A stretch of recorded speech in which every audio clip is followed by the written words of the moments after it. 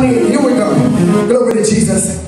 This is the thing which I have spoken unto Pharaoh. What God is about to do, he showeth Pharaoh. Behold, there come 7 years of great plenty throughout all the land of Egypt. And there shall arise after them 7 years of famine. Everybody shout famine. And all the plenty shall be forgotten in the land of Egypt. And the famine shall do what? Consume the land. And the plenty shall not be known in the land by reason of the famine following it, for it shall be very grievous. Everybody say grievous. Meaning it's going to get bad, it's going to be hard, it's going to be difficult. Glory to Jesus. It's going to be rough. Everybody say rough. Beginning at, let's switch down to verse number 47. Glory to Jesus. And in the 7 plenteous years, the earth brought forth by handfuls, lots. Everybody say lots. Everybody say lots. And he gathered up all them. This is what Joseph did. The food of the 7 years which were in the land of Egypt, and laid up the food in the cities. The food of the field, that which round about every city, laid he up in the sand. And Joseph gathered corn as the sand of the sea, very much, until he left numbering, for it was without number. So in other words, God blessed us so much that we couldn't count it. Anybody ready to be blessed like that? Like for real, for real. Glory to Jesus. Because I know you count your bank account, and although you got some monies to rub together, it ain't, you know, that you can't count it. I'm trying to get to the point where I don't even know. Just in case you don't believe it, with man this is impossible, but with God all things. Darren, I'm trying to have it so much, glory to Jesus, not so that I can be rich, hallelujah, so that we can bless the people of God. It ain't nothing if you're going to keep it to yourself. Glory to Jesus. It don't do nothing if you're going to keep it to yourself. It won't even multiply if you keep it to yourself. Glory to Jesus. Hallelujah. Glory. Let's switch down to verse number 52 and then we're finished. It says, and the name of the second called he Ephraim. For God had called me to be fruitful. Everybody say fruitful. In the land of my affliction. In my difficult place, I still gave birth. In a hard place, I was still making it do what it do. In difficult moments, I was still pressing forward.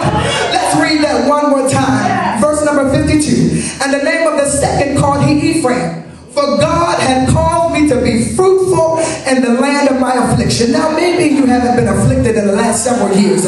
Glory, and afflictions doesn't just mean your body. It could be your finances. Could be your family. Could be your friends. But if you've been afflicted in the last several years, won't you give God some praise because you're about to be fruitful in the land of your affliction. Yeah, that ain't good enough. Give him some praise like you're about to be fruitful in the land of your affliction. You're about to be fruitful in difficult land.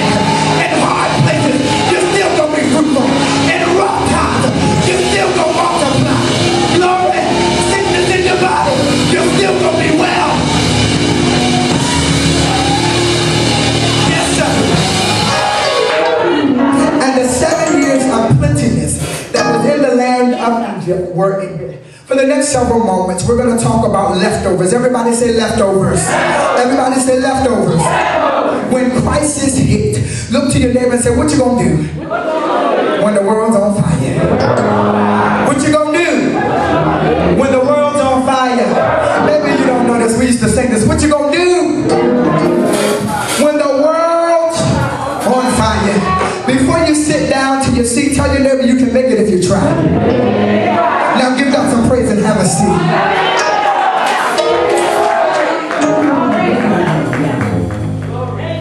Today I need you to sit real close. Sit on the edge of your seat because God's going to break some things in here today. When you leave here, you're going to be different, and this time you're going to retain your change. Everybody say, I'm going to retain my change. In other words, I'm going to keep my change. Everybody say, I'm going to retain my change. Shout it one more time. I'm going to retain my change. I'm going to keep it this time.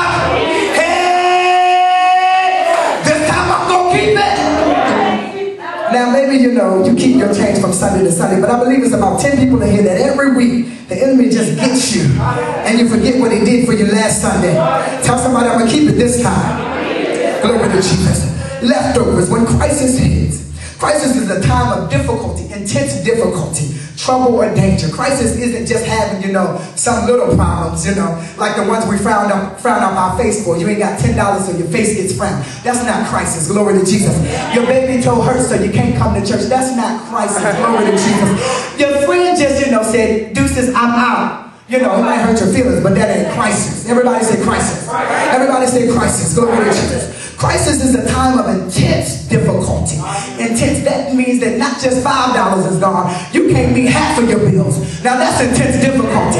Not just is your body experiencing pain, but it seems like your body is going crazy. It ain't getting its stuff